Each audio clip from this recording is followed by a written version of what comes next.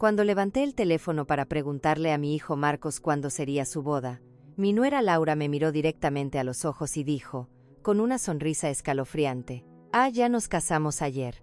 Solo invitamos a personas especiales. Las palabras me golpearon como un cubo de agua helada.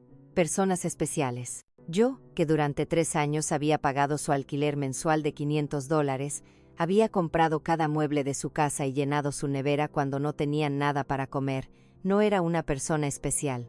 Me quedé allí, en el salón de mi propia casa, sosteniendo el teléfono como si pesara 1000 libras, mirando a mi hijo evitar mi mirada mientras Laura se acomodaba en el sofá que yo había comprado para ellos. El vestido rosa pálido que había elegido para su boda colgaba inútil en mi armario, junto con los zapatos nuevos y la ilusión de formar parte del día más importante en la vida de mi único hijo. Me había gastado $200 en ese vestido, pensando en lo bien que saldría en las fotos de la boda de Marcos, fotos en las que jamás aparecería. Durante semanas había planeado cada detalle. Había apartado dinero para darles $1000 como regalo de boda. Había llamado a mi hermana Diana, en Chicago, para contarle la buena noticia. Había limpiado mi casa de arriba abajo, pensando que quizá vendrían a celebrar conmigo después de la ceremonia. Todo eso se derrumbó en un segundo con esas 4 palabras envenenadas. Solo personas especiales. Marcos por fin levantó la vista y dijo, con una voz que sonaba ensayada: mamá, fue algo íntimo, muy pequeño, solo nosotros dos y los testigos. Pero yo sabía que era mentira. Vi las fotos en las redes sociales. Vi a los padres de Laura posando orgullosos junto a los novios. Vi a sus hermanos brindando con champán. Vi el vestido blanco de Laura, ese que yo había ayudado a financiar con los $800 que le había dado el mes pasado para sus gastos personales. Vi todo lo que se suponía que no debía ver. Una semana después, exactamente 7 días después de aquella humillación, Laura me llamó con una voz completamente diferente. Ya no era la mujer segura de sí misma que me había excluido de su boda. Ahora sonaba desesperada, casi suplicante. Renata, el alquiler está atrasado. El casero nos está presionando y dice que, si no pagamos esta semana, nos echará. Te olvidaste de hacer la transferencia. Su voz temblaba ligeramente, como si el mundo se fuera a acabar. Guardé silencio unos segundos, recordando todas las veces que había corrido al banco para hacer esa transferencia. Todas las veces que había cancelado mis propios planes para asegurarme de que tuvieran un techo sobre sus cabezas. Todas las veces que yo había comido arroz y frijoles para poder darles dinero para sus caprichos. Y ahora, después de haberme excluido del momento más importante de sus vidas, tenían la desfachatez de llamarme como si nada hubiera pasado. Laura, dije con una calma que me sorprendió incluso a mí, ¿no te advertí que solo ayudo a personas especiales? El silencio al otro lado de la línea fue tan profundo que pude oír los latidos de mi propio corazón. Por primera vez en años, no era yo la que temblaba, sino ella. Renata, no entiendo, tartamudeó. Siempre fuimos especiales para ti. Eres como una segunda madre para mí. Mentiras. Todo mentiras. Envuelto en esa voz dulce que solo usaba cuando necesitaba algo. La misma voz que había utilizado para pedirme dinero para el vestido de novia, para la luna de miel, para los anillos, que yo había ayudado a financiar sin saber que nunca vería la ceremonia en la que se intercambiaron. Durante tantos años había tenido esa sensación constante de caminar sobre cáscaras de huevo, midiendo cada palabra, cada gesto, cada regalo, con la esperanza de recibir una migaja de afecto de mi propio hijo. Yo era la madre perfecta, la suegra complaciente, la proveedora silenciosa que nunca protestaba cuando me trataban como si fuera invisible. Pero esa frase, solo personas especiales, despertó algo en mí que había estado dormido demasiado tiempo. Había calculado mentalmente cuánto dinero me había gastado en ellos durante esos 3 años. Entre alquiler, comida, regalos, emergencias y caprichos, eran más de $20,000. $20,000 que había sacado de mi jubilación, de mis ahorros, del dinero que mi difunto marido había dejado para que yo pudiera vivir mis últimos años en paz. ¿Y para qué había sido todo eso? Para que me trataran como a una desconocida el día de la boda de mi propio hijo. Aquella noche, después de colgar, me senté en la cama y lloré. Pero no eran lágrimas de tristeza. Eran lágrimas de rabia, de frustración acumulada, de años de humillaciones soportadas en silencio. Lloré por todas las veces que me hicieron sentir que mi amor era una carga, que mi presencia molestaba, que mi dinero era lo único que tenía para ofrecer. Lloré por la madre tonta que había sido, por la mujer que se había perdido a sí misma intentando ser indispensable para quienes la consideraban prescindible. Cuando me desperté a la mañana siguiente, algo dentro de mí había cambiado. No era solo el dolor de la traición, era algo más profundo, más frío. Me levanté y me miré en el espejo del baño. Los mismos ojos cansados de siempre, las mismas arrugas que contaban historias de años dando amor sin recibirlo de vuelta. Pero había algo más en mi mirada, una dureza que no reconocía, una determinación que había estado enterrada bajo años de docilidad. Fui a la cocina y preparé café, como había hecho todas las mañanas durante 40 años. Pero esta vez no pensé en llamar a Marcos para preguntarle cómo había dormido. No miré el teléfono esperando un mensaje suyo disculpándose por la humillación del día anterior. Por primera vez en mucho tiempo, yo era mi propia prioridad del día. Me senté a la mesa donde tantas veces había planeado sorpresas para ellos, contado billetes para sus gastos y llorado en silencio cuando me trataban con indiferencia. Ahora, esa mesa sería testigo de algo completamente diferente. Saqué mi talonario de cheques, mis extractos bancarios y empecé a hacer cuentas. Quería ver con números exactos el alcance de mi propia necedad. El alquiler mensual de $500 multiplicado por 36 meses eran $18,000. La comida y los suministros, aproximadamente $200 al mes, eran otros $7,200. Regalos de cumpleaños, Navidad y aniversarios, al menos $3,000. Las emergencias médicas de Laura, $800. El préstamo del coche que nunca me devolvieron, $2,500. La reparación del aire acondicionado de su apartamento, $600. Los muebles del salón, $1,200. $33,400. Esa era la suma exacta de mi generosidad, $33,400 que había malgastado de la herencia de mi marido, de mi pensión, de los ahorros que había guardado céntimo a céntimo durante décadas de trabajo honrado. Todo ese dinero tirado por la ventana para mantener cómodos a dos adultos que ni siquiera podían fingir que me respetaban. Sonó el teléfono y vi el nombre de Marcos en la pantalla. Normalmente, mi corazón se habría acelerado mientras corría a contestar, esperando que por fin se disculpara y explicara que todo había sido un malentendido. Pero esta vez lo dejé sonar 1, 2, 3 veces. Al final se hizo el silencio, y seguí bebiendo mi café como si nada hubiera pasado. 10 minutos después volvió a sonar. Esta vez era Laura. También la dejé sonar. Luego llegó un mensaje de Marcos. Mamá, por favor contesta, tenemos que hablar. Borré el mensaje sin responder. A las 2 de la tarde decidí salir a caminar. No hacía eso desde hacía meses sin un propósito concreto, sin algún recado relacionado con ellos. Siempre era el banco para hacer transferencias, el supermercado para comprarles algo que necesitaban, la farmacia para las medicinas de Laura. Hoy salí a caminar simplemente porque me apetecía. Pasé por delante del parque al que solía llevar a Marcos cuando era niño. Recordé a ese dulce niño que me abrazaba fuerte y decía que yo era la mejor mamá del mundo. ¿Cuándo se había convertido en este hombre que me trataba como a un cajero automático con sentimientos? ¿Cuándo empecé a confundir amor con dinero? ¿Cuándo empecé a creer que tenía que comprar el cariño de mi propio hijo? En el banco, donde tantas veces había hecho transferencias automáticas, me detuve frente a la puerta. El director de la sucursal, el señor López, me vio a través del cristal y me saludó con la mano. Lo conocía desde hacía años. Él había tramitado cada una de mis transferencias para Marcos y Laura. Había visto cómo mi cuenta se vaciaba mes tras mes para llenarla de ellos. Entré y fui directamente a su despacho. Señor López, le dije, necesito cancelar las transferencias automáticas que tengo programadas. Me miró sorprendido. Durante 3 años, esas transferencias habían sido tan regulares como la salida del sol. ¿Está segura, señora Ruiz? ¿Ha pasado algo? Su preocupación era genuina, más genuina que cualquier interés que Marcos hubiera mostrado por mí en los últimos meses.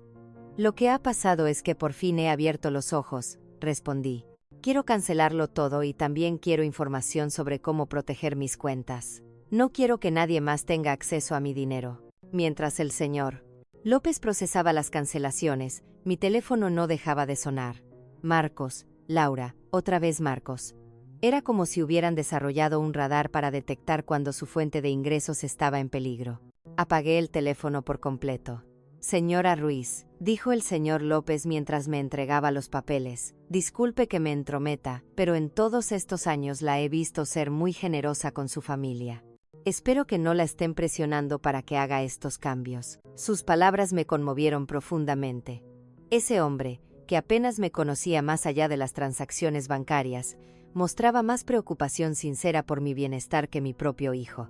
No me están presionando, señor López. Al contrario, por fin he dejado de presionarme a mí misma. Cuando salí del banco me sentí extrañamente ligera, como si hubiera dejado una enorme carga en ese despacho. Por primera vez en años, mi dinero era enteramente mío. No tenía obligaciones económicas con personas que me veían como un recurso en lugar de como una persona. Volví a casa y pensé en todas las cosas que no había hecho para complacer a Marcos y Laura, los viajes que no había hecho para ahorrar dinero para ellos, las amigas a las que ya no veía porque siempre estaba disponible para sus emergencias, las aficiones que había abandonado porque cada dólar que gastaba en mí era $1 menos para sus necesidades. Cuando llegué a casa, encontré 3 coches aparcados delante de mi puerta. El de Marcos, el de Laura y otro que no reconocí. Pude ver movimiento dentro de mi casa a través de las ventanas. Se me heló la sangre. Tenían llaves. Yo se las había dado porque confiaba en ellos, porque pensé que algún día cuidarían de mí igual que yo había cuidado de ellos. Respiré hondo antes de abrir la puerta. Había llegado la hora de la primera confrontación real de mi nueva vida. Abrí la puerta de mi casa y vi una escena que nunca olvidaré. Marcos estaba sentado en mi sofá con la cabeza entre las manos. Laura caminaba de un lado a otro como un animal enjaulado y un hombre mayor, al que no conocía, estaba revisando unos papeles en mi mesa del comedor. Mis papeles, mis documentos personales. ¿Qué está pasando aquí?, pregunté con una voz que sonó más fuerte de lo que esperaba. Los 3 me miraron como si yo fuera la intrusa en mi propia casa. Laura fue la primera en hablar, y su voz tenía esa urgencia desesperada que ya le había escuchado por teléfono. Renata, gracias a Dios que estás aquí. Tenemos que hablar. El señor García es del bufete de abogados con el que hemos consultado sobre tu situación. ¿Mi situación? La pregunta salió de mi boca con una calma que me sorprendió. ¿Qué situación? Yo estoy perfectamente bien. Marcos por fin levantó la cabeza y me miró con esos ojos que alguna vez pertenecieron a un niño inocente y que ahora solo reflejaban pánico financiero. Mamá, fuimos al banco, y nos dijeron que cancelaste todas las transferencias. El señor López nos explicó que también bloqueaste nuestro acceso a tus cuentas. No entendemos por qué hiciste eso. El señor García, un hombre de unos 50 años, con un traje gris y una sonrisa que no inspiraba confianza, se acercó a mí con la mano extendida. Señora Ruiz, soy el doctor García, abogado de familia. Sus hijos están preocupados por su bienestar mental y me han pedido que evalúe la situación. No le estreché la mano. En lugar de eso, fui directamente a mi mesa del comedor y recogí todos mis documentos, que él había estado revisando sin mi permiso. Estos son papeles privados. No tiene ningún derecho a mirarlos sin mi consentimiento. Mamá, intervino Marcos con ese tono condescendiente que había perfeccionado en los últimos años. Estamos preocupados por ti. Tu comportamiento ha sido muy extraño últimamente. Primero, nos cortas la ayuda económica sin explicación. Luego, no respondes a nuestras llamadas. Creemos que quizá necesitas ayuda profesional.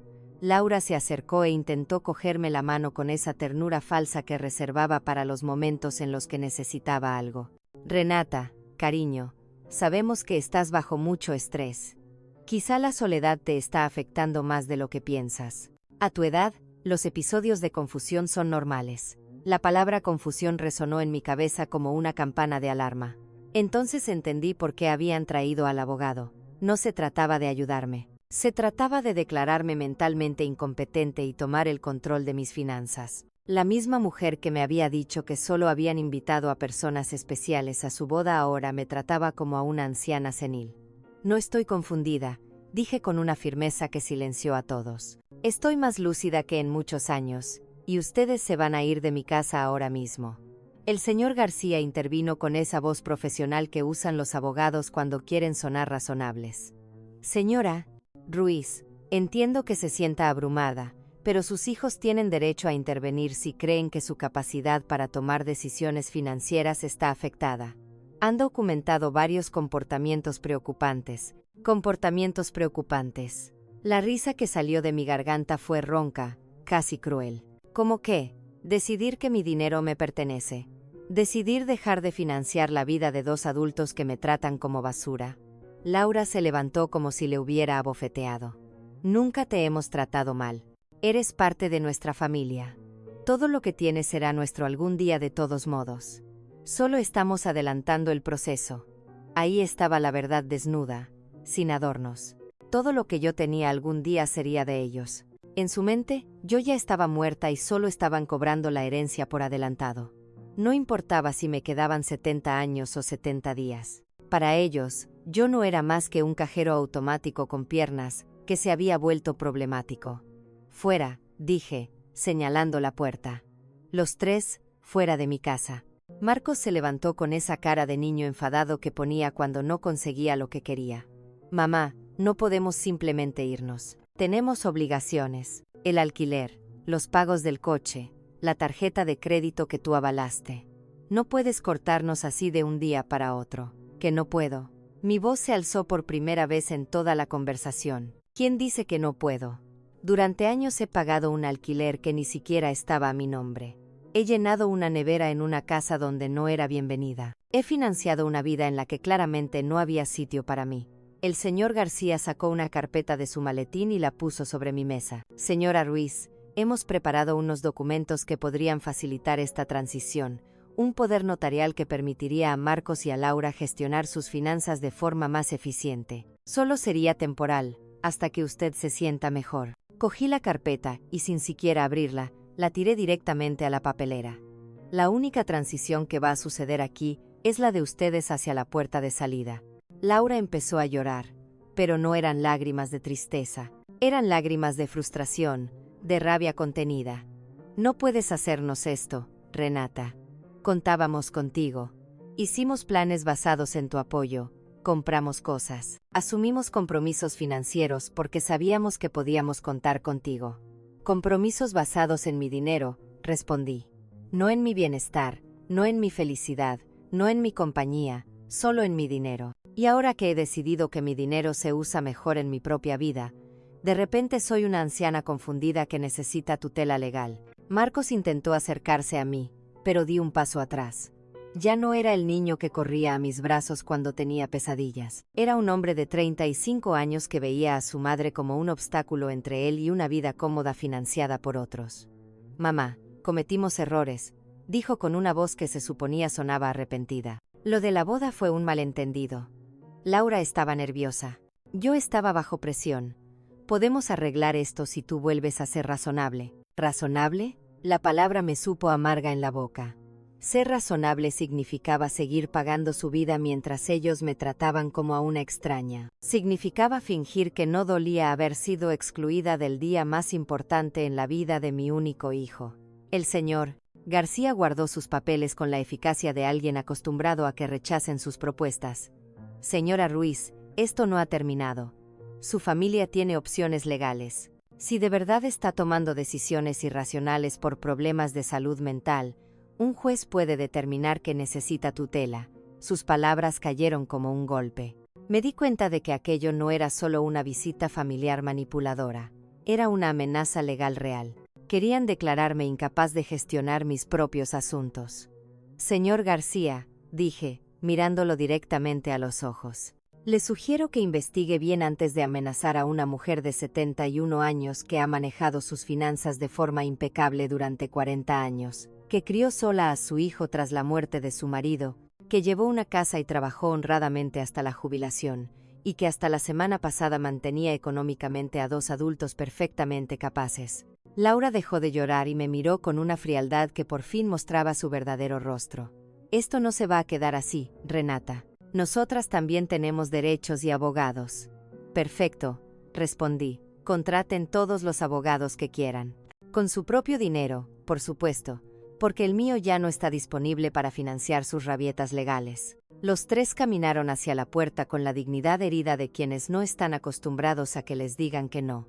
Antes de salir, Marcos se giró hacia mí por última vez. Mamá, esto va a terminar muy mal para ti. Vas a acabar sola, sin nadie que te cuide cuando de verdad lo necesites. Marcos, dije con una profunda tristeza, pero también con una claridad cristalina. Ya estoy sola. La diferencia es que ahora es por mi propia elección, no por tu abandono. Cuando cerré la puerta detrás de ellos, me quedé en mi salón, rodeada del silencio más hermoso que había escuchado en años. Era el silencio de la libertad. Esa noche no pude dormir, pero no por tristeza, ni por arrepentimiento, sino por la adrenalina de haber recuperado el control de mi propia vida. Me quedé despierta en la cama, planeando mis siguientes pasos como una general que se prepara para la batalla. Si Marcos y Laura querían guerra, yo se la daría, pero sería una guerra que pelearía con inteligencia, no con emociones. A las 6 de la mañana ya estaba vestida y lista para salir. Mi primera parada fue el despacho del abogado, el señor Morales, un hombre al que había conocido años atrás cuando gestioné el testamento de mi marido. A diferencia del señor García, al que habían traído Marcos y Laura, el señor Morales tenía una reputación intachable y estaba especializado en proteger los derechos de las personas mayores. Señora Ruiz, me dijo mientras yo le explicaba la situación, lo que sus hijos intentaron hacer ayer es más común de lo que cree. Se llama abuso financiero hacia personas mayores y es un delito federal. El hecho de que entrasen en su casa sin permiso y revisaran sus documentos privados también constituye una violación. Sus palabras me tranquilizaron y me preocuparon al mismo tiempo. Me tranquilizaron porque confirmaban que yo no estaba loca, que lo que había ocurrido era realmente abusivo. Me preocuparon porque me hicieron ver que la situación era más grave de lo que había pensado. Tenemos que documentarlo todo, siguió diciendo el señor Morales. Cada transferencia, cada regalo, cada vez que la presionaron para pedirle dinero. También vamos a cambiar su testamento para proteger sus bienes de futuros intentos de manipulación. Pasamos 3 horas revisando mis registros financieros. El señor Morales silbó cuando vio la suma total, $33,400 en 3 años. Señora Ruiz, con este dinero usted podría haber vivido cómodamente, viajado y disfrutado de su jubilación. En cambio, ha financiado por completo la vida de 2 adultos que ni siquiera la respetaron lo suficiente como para invitarla a su boda. Cuando salí del despacho del señor Morales, tenía un plan completo. Primero, cambiaría todas las cerraduras de mi casa. Segundo, instalaría un sistema de seguridad con cámaras para protegerme de futuras visitas sorpresa. Tercero, abriría una nueva cuenta en otro banco donde ellos no tuvieran ningún contacto. Y cuarto, empezaría a vivir la vida que había pospuesto durante años. Mi siguiente parada fue la ferretería. El dueño, el señor Verano, me conocía desde hacía años porque siempre compraba cosas para arreglar el apartamento de Marcos y Laura. Esta vez era diferente. Señora Ruiz, ¿qué le trae hoy por aquí? ¿Otra emergencia con su hijo?, preguntó, con la familiaridad de quien había sido testigo silencioso de mi generosidad desperdiciada. No, señor Verano. Esta vez es para mi propia casa. Necesito cambiar todas las cerraduras y quiero que sean de la mejor calidad. Me miró sorprendido, pero no hizo preguntas. Mientras yo elegía las cerraduras, su hijo Iván, que instalaba sistemas de seguridad, pasó por allí. Fue la providencia en acción. Iván, le dije, también necesito instalar cámaras de vigilancia, el sistema completo. El precio no es un problema. Mientras ellos preparaban todo para la instalación del día siguiente, recibí una llamada de un número desconocido. Era Laura llamando desde el teléfono de otra persona porque yo había bloqueado su número tras la confrontación del día anterior. Renata, soy Laura. Por favor, no cuelgues. Tenemos que hablar como personas civilizadas. Habla, dije secamente. Mira, entiendo que estés molesta por lo de la boda. Fue un error. Marcos y yo lo hemos hablado y queremos compensarte. ¿Qué te parece si hacemos una cena especial para celebrar nuestra boda contigo? Podemos hacerla en tu casa, cocinar juntas como antes. La manipulación en sus palabras era tan obvia que casi tuve que reír. Laura, ¿cuánto alquiler debes exactamente? El silencio al otro lado confirmó que había dado en el clavo. Bueno, son 2 meses. $1,000 en total. Pero no te llamo solo por eso, Renata. ¿De verdad te extrañamos en nuestras vidas? ¿Me extrañan a mí o a mi dinero? Pregunté directamente. A las dos cosas, respondió con una sinceridad sorprendente.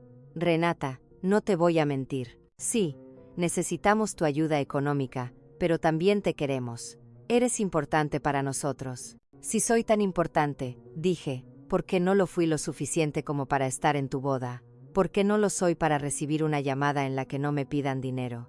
¿Cuándo fue la última vez que me llamaste solo para preguntar cómo estoy? Otro silencio. Las dos sabíamos la respuesta. Nunca.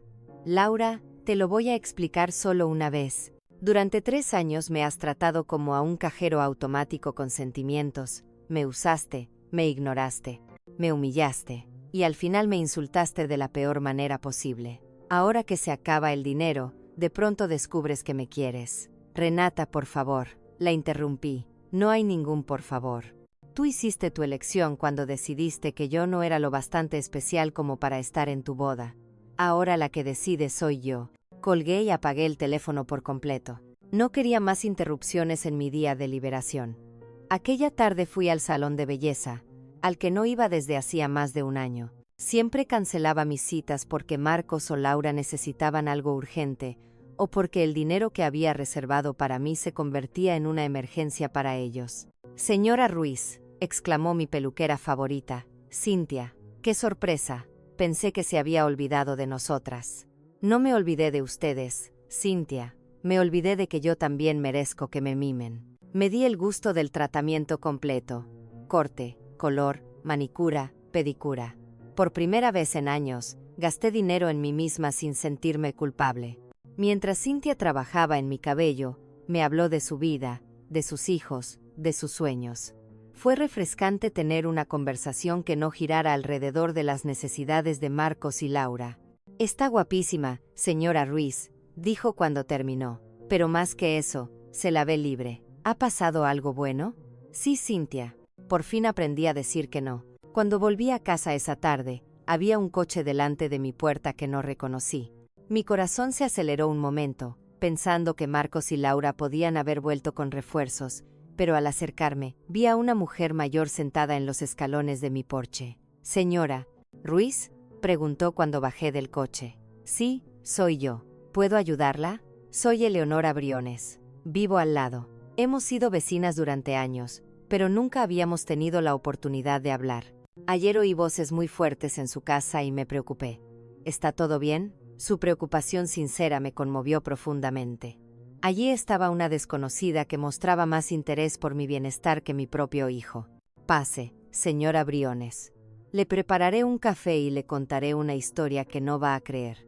Mientras hacía el café, le conté toda la situación. Eleonora escuchó sin interrumpir, asintiendo de vez en cuando, y cuando terminé mi relato, tenía los ojos llenos de lágrimas. Señora Ruiz, dijo, hizo lo correcto. Yo pasé por algo parecido con mi hija hace 5 años.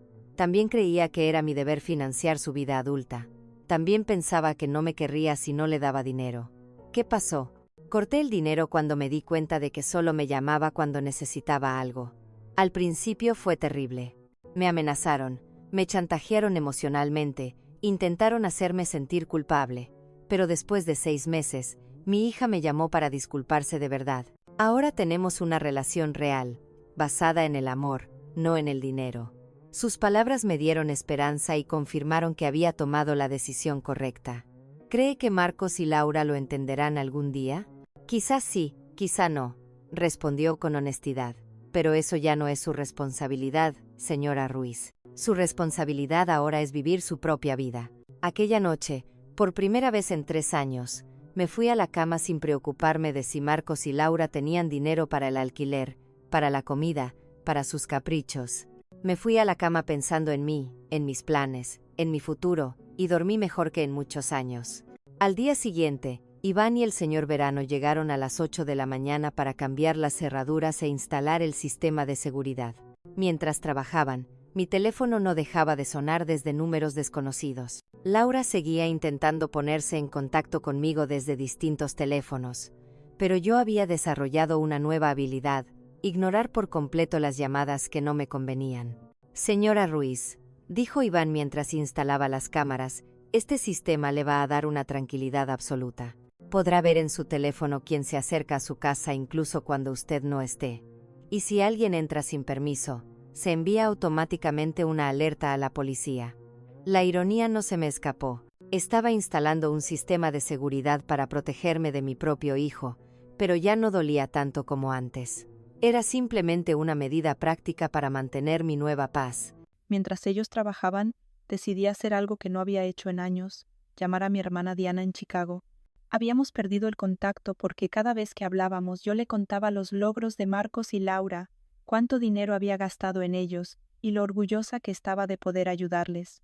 Ahora me daba cuenta de que nuestras conversaciones se habían convertido en informes financieros disfrazados de noticias familiares. «Renata», respondió Diana, sorprendida. «Hermana, ¿cómo estás? Hace meses que no hablamos». «Estoy bien, Diana, mejor que bien. Te llamo para decirte que por fin he entrado en razón». Le conté toda la historia desde el principio: la boda secreta, la humillación, la visita con el abogado, mi decisión de cortar la financiación.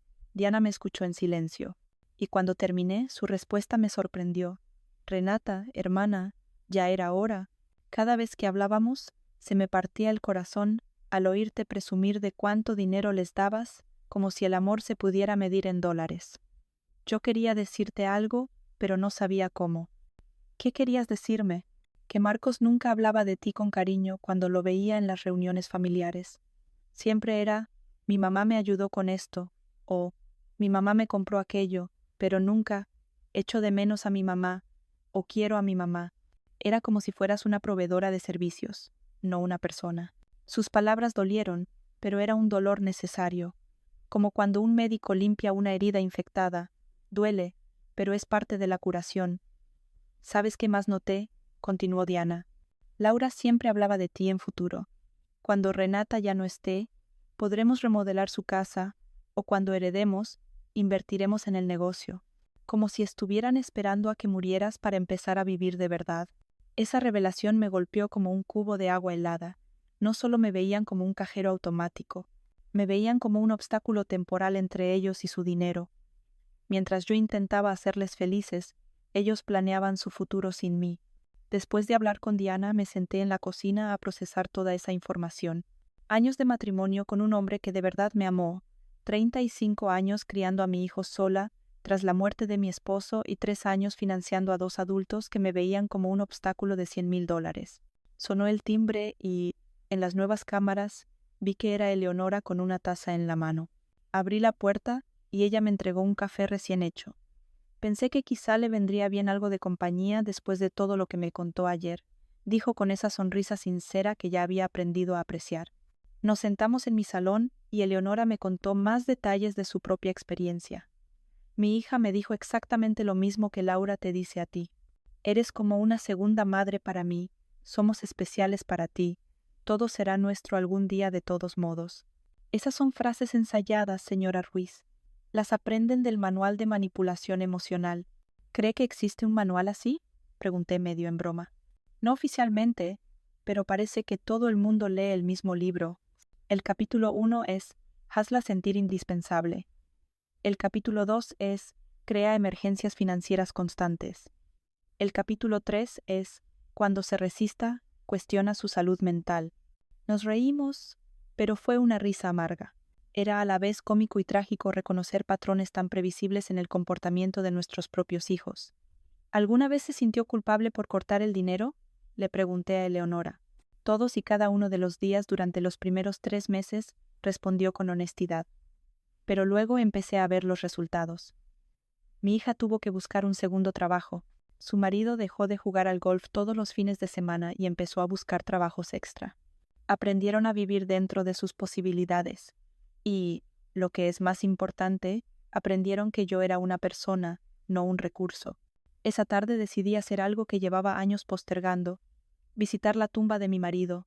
Siempre ponía excusas para no ir porque Marcos o Laura necesitaban algo urgente o porque la tarifa del taxi estaba mejor invertida en alguna de sus emergencias. El cementerio estaba tranquilo y precioso. La tumba de Roberto se veía un poco descuidada porque yo no había ido a limpiarla en meses. Me senté sobre la hierba junto a su lápida, y hablé con él como si estuviera vivo. Roberto, mi amor, creo que me perdí a mí misma durante un tiempo. Después de que te fueras, puse toda mi energía en Marcos.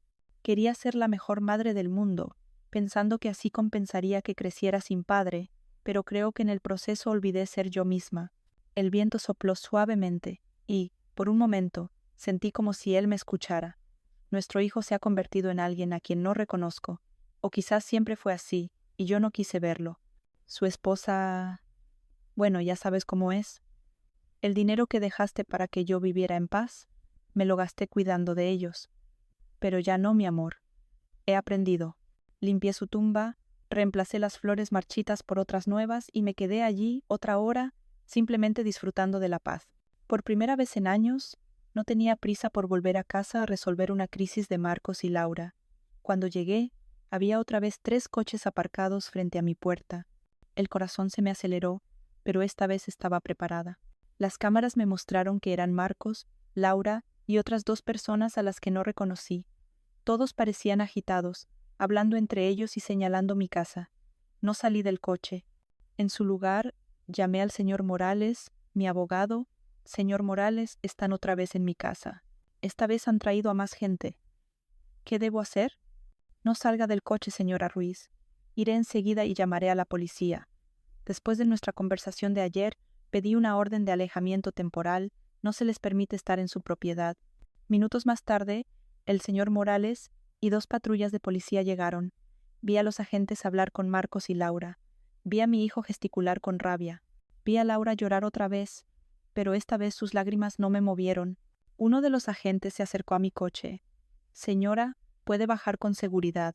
Sus visitantes se van a marchar de inmediato. Cuando salí del coche, Marcos me gritó desde la calle. Mamá, esto es ridículo. Somos tu familia. No puedes llamar a la policía contra tu propio hijo.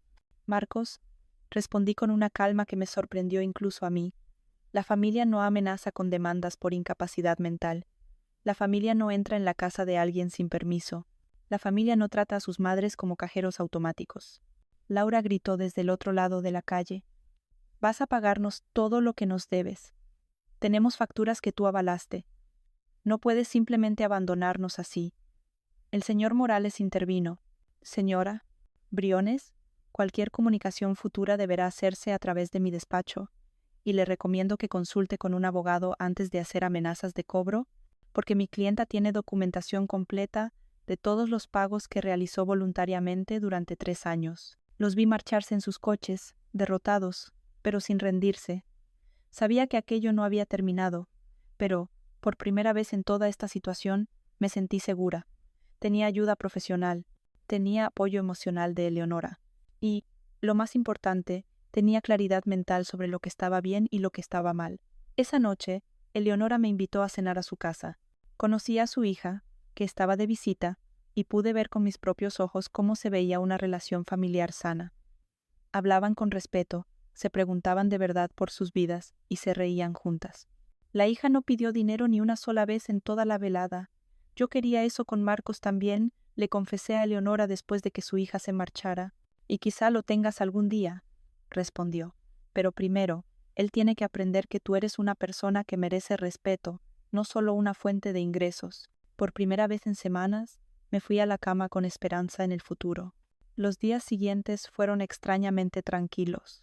Las cámaras de vigilancia me mostraban que Marcos y Laura pasaban varias veces al día en coche frente a mi casa, a veces despacio, a veces se quedaban aparcados unos minutos, pero sin bajarse. Era como si estudiaran mi rutina, buscando el momento perfecto para su siguiente movimiento. El señor Morales me había recomendado documentar cada una de esas visitas, así que llevé un registro detallado con fecha y hora. Su insistencia jugará a nuestro favor, había dicho.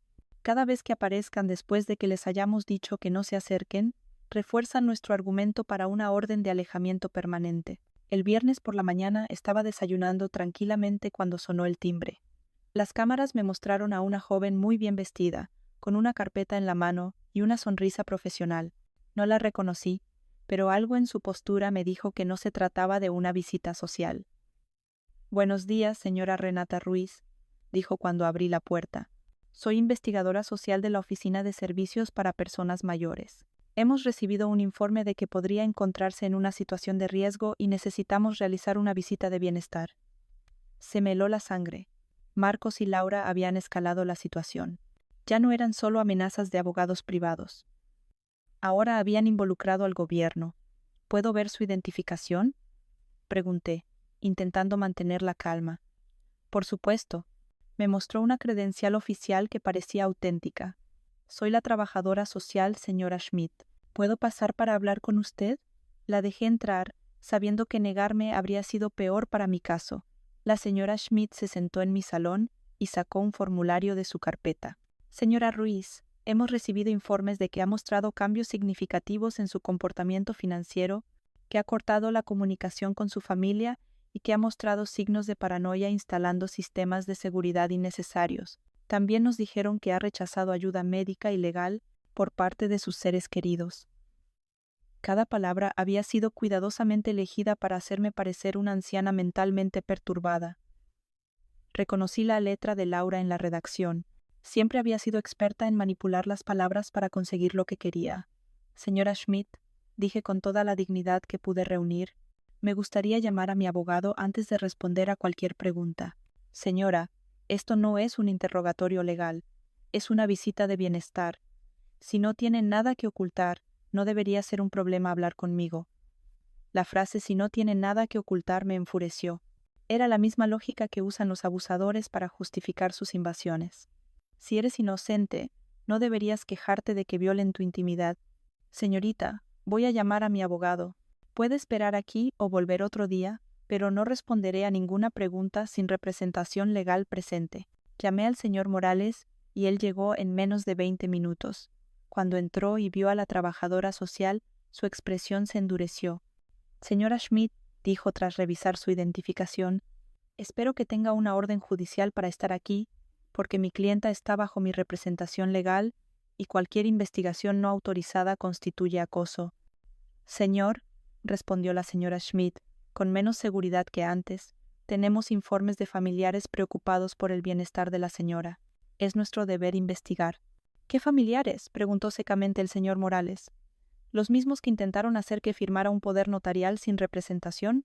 ¿Los mismos que entraron en su casa sin permiso y revisaron sus documentos privados? ¿Los mismos que la excluyeron de eventos importantes mientras vivían de su dinero? El señor Morales sacó una carpeta de su maletín y la puso sobre la mesa. Aquí tengo documentación completa del abuso financiero y emocional sufrido por mi clienta. $33,400 que fueron retirados de sus cuentas en 3 años. Exclusión social sistemática y chantaje emocional. Si alguien debe ser investigado aquí, no es mi clienta. La señora Schmidt revisó los documentos con creciente incomodidad. Era evidente que la información que le habían dado no coincidía con la realidad que tenía delante.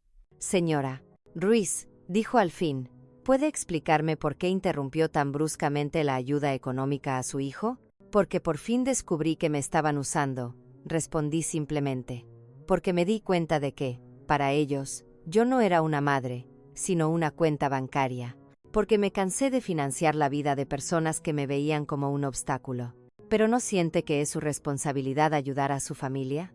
La pregunta me indignó.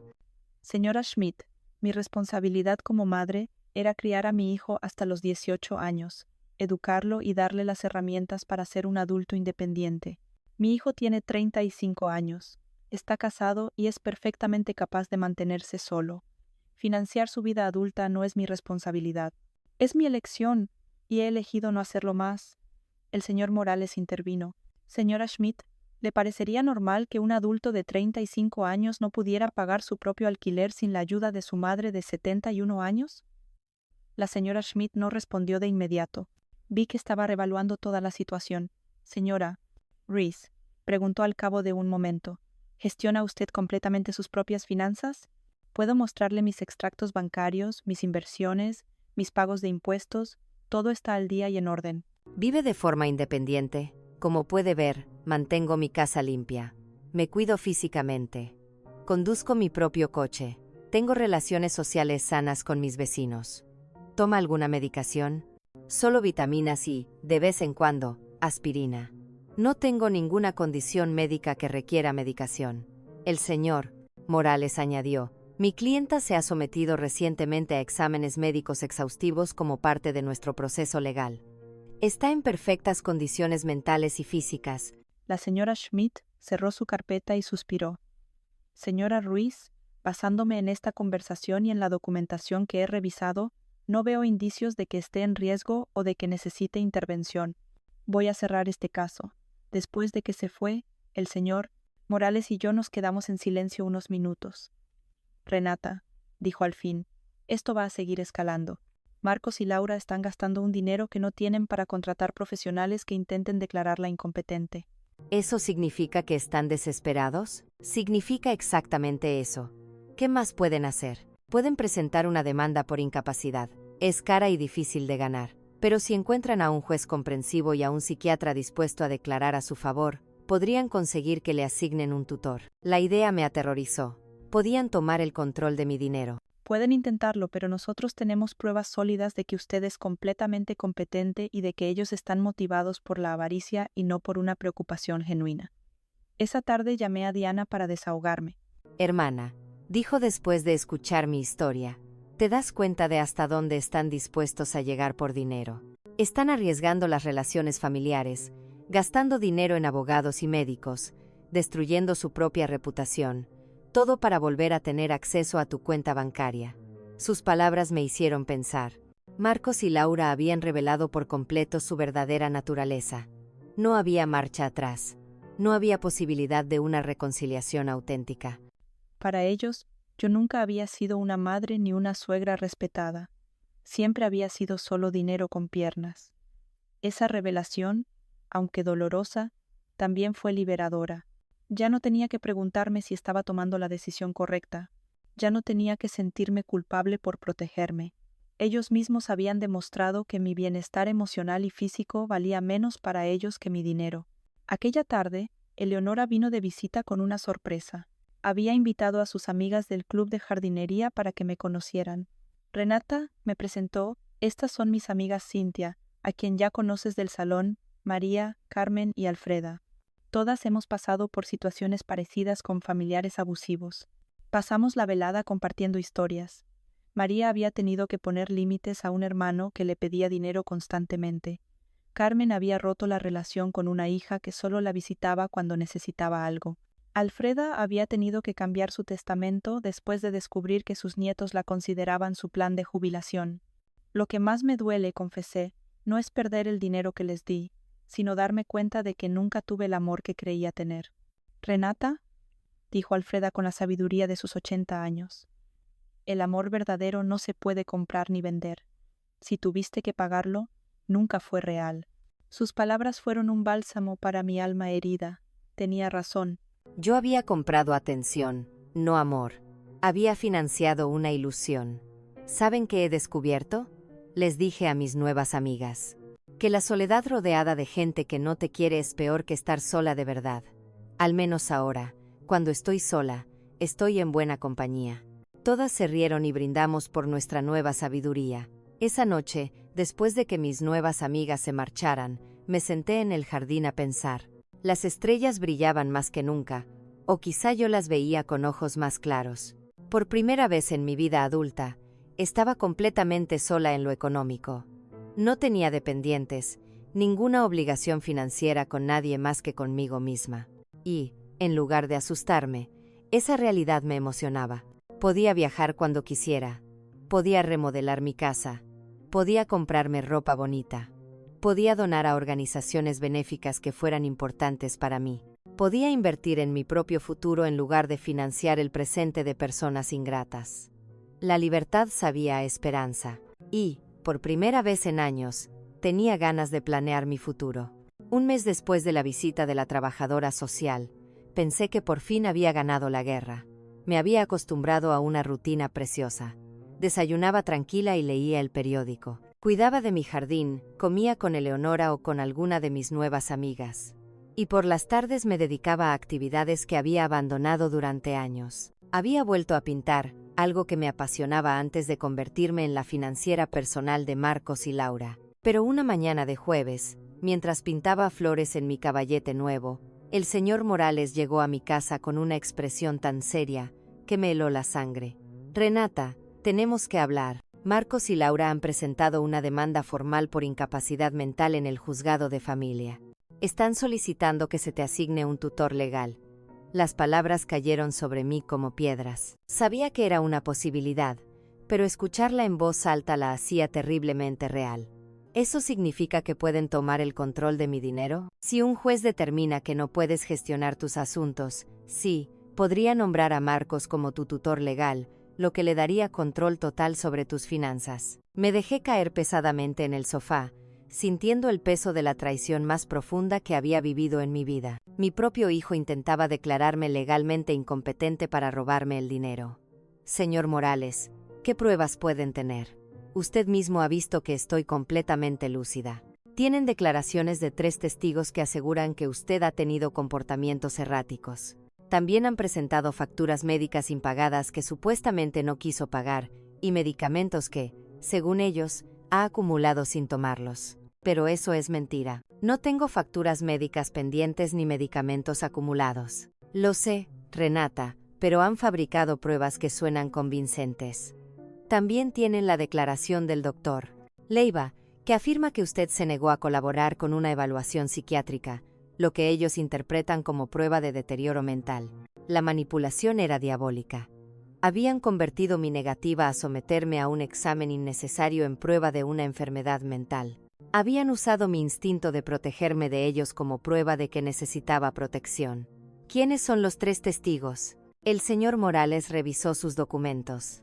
Laura, por supuesto, un vecino llamado señor Díaz y alguien que dice ser su farmacéutico, el señor Verde. El señor Díaz era el vecino de enfrente, un hombre desagradable que siempre había tenido problemas conmigo porque mis amigas a veces aparcaban frente a su casa.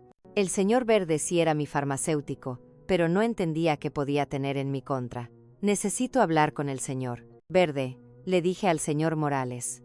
Algo no cuadra. Fuimos juntos a la farmacia esa tarde. El señor Verde me recibió sorprendido y nervioso.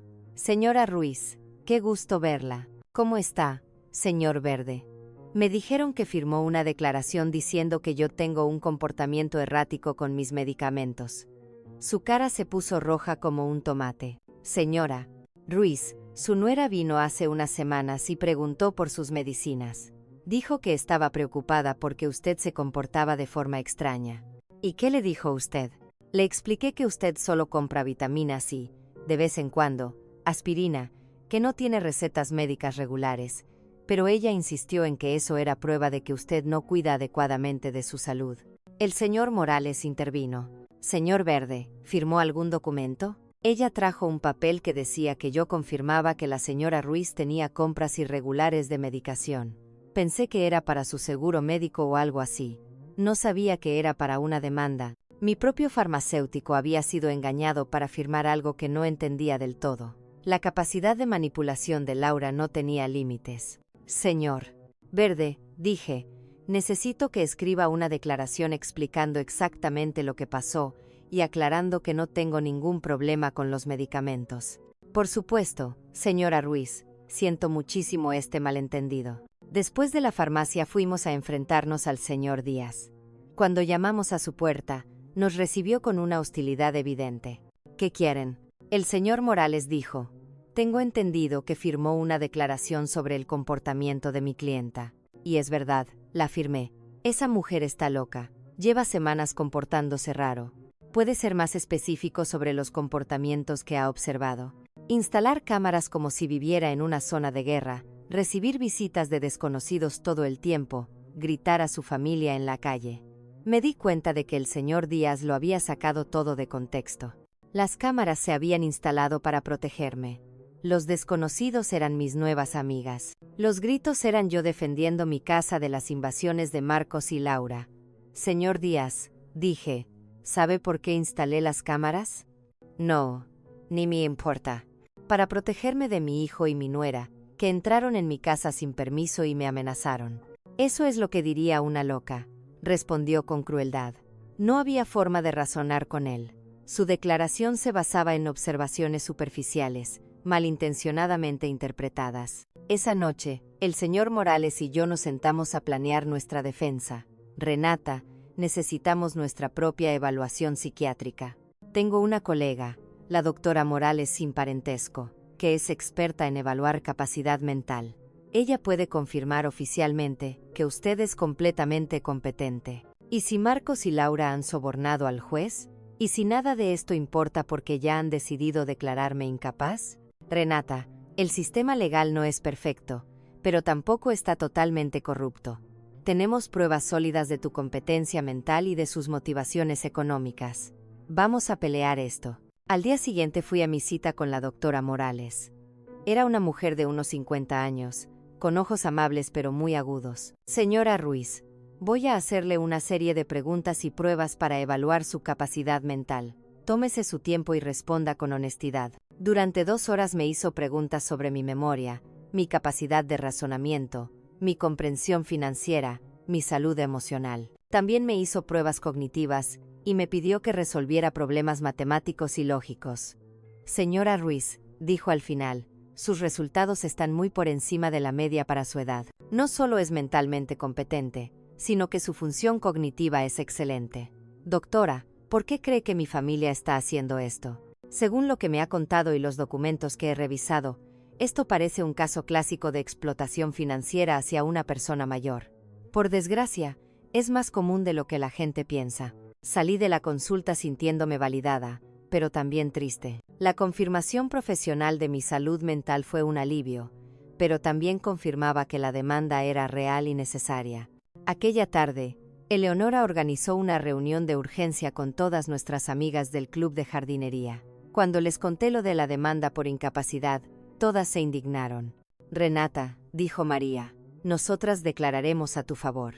Hemos estado contigo estas semanas y cualquiera puede ver que estás estupendamente. Mejor que estupendamente, añadió Cintia. Estás más clara y más fuerte que muchas mujeres de 40 años que conozco. Alfreda, con la sabiduría de sus 80 años, me tomó las manos.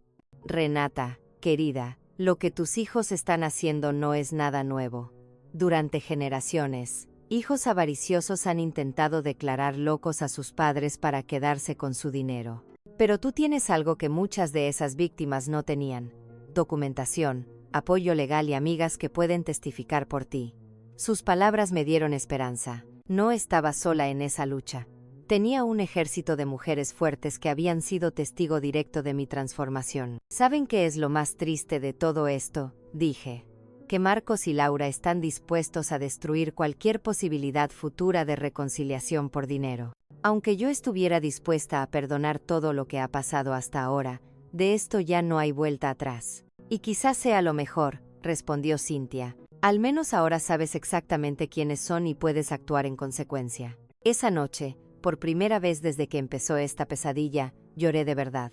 No de tristeza, sino de duelo. Me despedí definitivamente del hijo que creía tener, del sueño de una familia amorosa, de la ilusión de que el amor incondicional iba a ser correspondido. Pero también nació algo nuevo dentro de mí, una determinación de hierro de no permitir que me arrebataran no solo mi dinero, sino también mi dignidad y mi libertad. La guerra había empezado oficialmente, pero yo estaba lista para luchar. El juicio llegó 3 semanas después. Me levanté temprano, me puse mi mejor traje negro, y me miré al espejo con una determinación que nunca había sentido antes. Ese día no solo se juzgaría mi capacidad mental, se juzgaría mi dignidad como persona, mi derecho a vivir libre de abusos, mi valor más allá de mi cuenta bancaria. El señor Morales llegó a las 7 de la mañana para repasar nuestra estrategia por última vez. Renata, recuerda, la carga de la prueba recae en ellos. Ellos tienen que demostrar que eres incompetente. Nosotros solo tenemos que demostrar que no lo eres. ¿Y si el juez ya viene condicionado? El juez Herrera tiene fama de ser justo. He investigado sus casos anteriores y no favorece automáticamente a las familias. Está comprometido con la protección de los derechos de las personas mayores. Llegamos al juzgado a las 9 de la mañana. En el pasillo vi a Marcos con un traje nuevo que seguramente había comprado para la ocasión y a Laura vestida de negro, como si estuviera en un funeral. Tal vez lo estaba, el funeral de nuestra relación familiar. Cuando nuestras miradas se cruzaron, Marcos evitó mis ojos, pero Laura sostuvo la mirada con una frialdad que confirmaba que, para ella, aquello no era más que una transacción de negocios. Su abogado era un hombre mayor, elegante, con la seguridad de quien ha ganado antes casos similares. Cuando empezó su alegato inicial, su estrategia quedó clara: presentarme como una anciana confundida, manipulada por extraños para alejarme de mi amorosa familia. Señoría, dijo con voz solemne, la señora Renata Ruiz ha mostrado un claro deterioro mental en los últimos meses. Ha cortado todo apoyo económico a su familia sin una explicación racional. Ha instalado sistemas de seguridad innecesarios debido a la paranoia y se ha aislado de sus seres queridos bajo la influencia de vecinos y abogados que, obviamente, se están aprovechando de su situación vulnerable. Cada palabra había sido cuidadosamente escogida para hacer que mi autoafirmación sonara a demencia y mi libertad sonara a manipulación externa. Luego llamaron a sus testigos. Laura fue la primera en declarar y su actuación merecía un Oscar. Lloró mientras describía cómo yo había cambiado por completo, cómo me había vuelto hostil y paranoica, cómo me había aislado de la familia que me quería. Señoría, dijo con voz temblorosa, Renata siempre ha sido como una segunda madre para mí. Ver su deterioro mental ha sido devastador.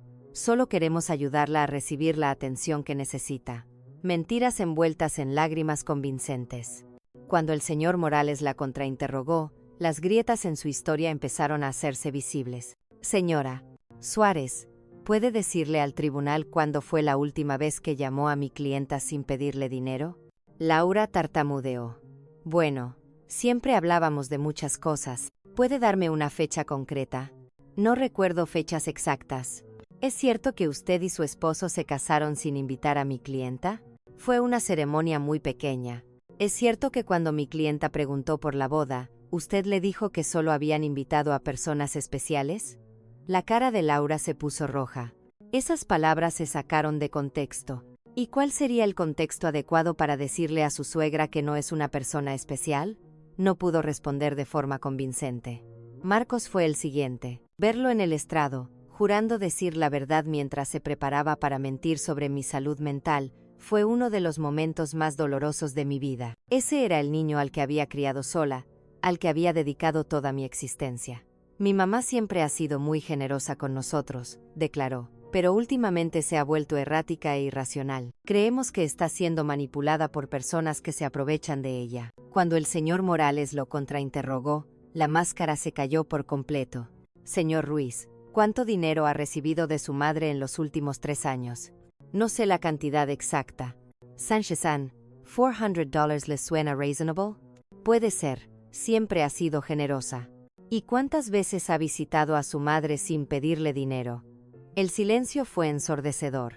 ¿Es cierto que usted y su esposa entraron en la casa de mi clienta sin permiso y revisaron sus documentos privados?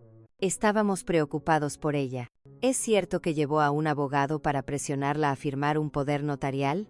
Queríamos ayudarla a gestionar sus finanzas. ¿Necesita usted, con 35 años, la ayuda de su madre de 71 para pagar el alquiler? Marcos no pudo responder con dignidad. El señor Díaz testificó sobre mis supuestos comportamientos erráticos, pero cuando el señor Morales le pidió detalles, admitió que nunca había hablado conmigo directamente y que toda su información se basaba en observaciones superficiales. El doctor Leiva declaró que mi negativa a someterme a una evaluación era una prueba de deterioro mental, pero el señor Morales presentó la documentación de nuestra evaluación con la doctora Morales, que refutaba por completo sus conclusiones. Luego llegó nuestro turno. El señor Morales llamó primero al señor Verde, mi farmacéutico, quien explicó cómo había sido engañado para firmar una declaración que distorsionaba mis hábitos de compra de medicación. La doctora Morales testificó sobre mi excelente estado mental y presentó los resultados de las pruebas cognitivas, que habían sido impecables. El señor Verano, de la ferretería, declaró sobre mi competencia mental y explicó que mis decisiones de cancelar las transferencias automáticas eran completamente racionales y se habían tramitado correctamente. Eleonora y mis amigas del club de jardinería declararon sobre mi claridad, mi nueva vitalidad y mi capacidad para mantener relaciones sociales sanas. Por fin llegó mi turno para testificar. Me levanté con dignidad y caminé hasta el estrado, sintiendo el peso de 71 años de experiencia, de sabiduría ganada a través del dolor, de fuerza descubierta en la adversidad. El señor Morales me fue guiando en mi declaración, dejándome contar toda mi historia, los $33.400 gastados en 3 años. La humillación de ser excluida de la boda, la manipulación emocional constante, la violación de mi intimidad, las amenazas legales. Señora Ruiz, preguntó finalmente el señor Morales, ¿por qué decidió dejar de apoyar económicamente a su hijo y a su nuera? Porque por fin entendí que lo que recibía de ellos no era amor, respondí con voz clara y alta. Era una transacción comercial disfrazada de relación familiar. Mi dinero era bienvenido, pero yo, como persona, no. ¿Se arrepiente de su decisión? Solo me arrepiento de haber tardado tanto en tomarla. El abogado de Marcos intentó hacerme pasar por confundida durante su contrainterrogatorio, pero contesté cada una de sus preguntas con claridad y precisión. Cuando intentó insinuar que mis nuevas amistades me habían manipulado, le expliqué que, por primera vez en años, tenía relaciones basadas en el respeto mutuo y no en el interés económico. En su alegato final, el abogado de Marcos insistió en que yo era víctima de manipulaciones externas. La réplica del señor Morales fue devastadora. Señoría, lo que hemos visto aquí no es el caso de una anciana incapaz, sino el de una mujer que por fin ha encontrado la fuerza para liberarse de años de abuso financiero y emocional. Los demandantes no han presentado ninguna prueba médica real de incapacidad mental. Lo que han presentado es su frustración porque su fuente de ingresos ha decidido ejercer su derecho legal y moral a proteger sus propios recursos. El juez Herrera se retiró a deliberar durante 2 horas que me parecieron 2 años. Cuando volvió, su expresión era seria, pero clara. Tras revisar todas las pruebas presentadas, comenzó: es evidente para este tribunal que la señora Renata Ruiz está en pleno uso de sus facultades mentales. Las evaluaciones psiquiátricas profesionales confirman su competencia cognitiva. Sus decisiones financieras, por dolorosas que sean para su familia, son completamente racionales y están dentro de sus derechos.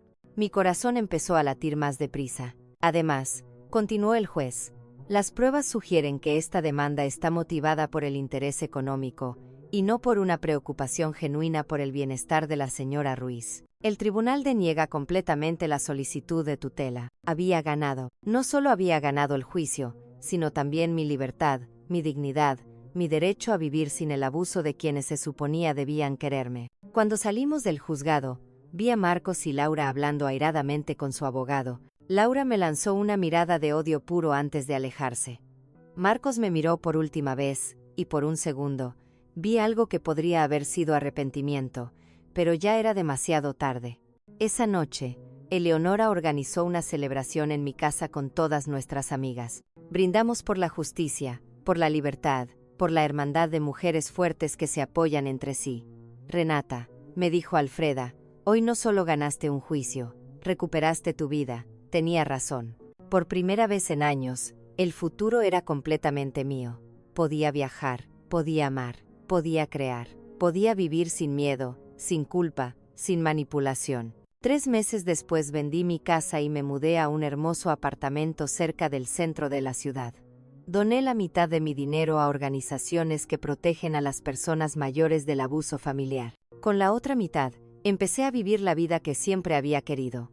Viajé por Europa, tomé clases de arte y me uní a grupos de voluntariado. Señora Ruiz, preguntó finalmente el señor Morales, ¿por qué decidió dejar de apoyar económicamente a su hijo y a su nuera? Porque por fin entendí que lo que recibía de ellos no era amor, respondí con voz clara y alta. Era una transacción comercial disfrazada de relación familiar. Mi dinero era bienvenido, pero yo, como persona, no. ¿Se arrepiente de su decisión? Solo me arrepiento de haber tardado tanto en tomarla. Y en su lugar ha nacido alguien que ha entendido una verdad fundamental.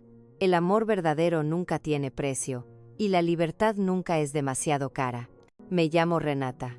Tengo 72 años, y por fin, he aprendido que la persona más importante a la que tengo que amar y proteger es a mí misma. Si te ha gustado mi historia, puedes apoyarme con una donación para que pueda escribir más relatos. Gracias de antemano. ¿Y tú, qué harías en el lugar de esta persona? Me encantaría conocer tu opinión, así que compártela conmigo en los comentarios. Siempre siento curiosidad por lo que piensan, y también escríbeme desde dónde escuchaste esta historia. Para más historias de vida como esta, dale like al video y suscríbete a mi canal. Hay muchas otras historias esperándote. con un afectuoso saludo. Hasta la próxima, M.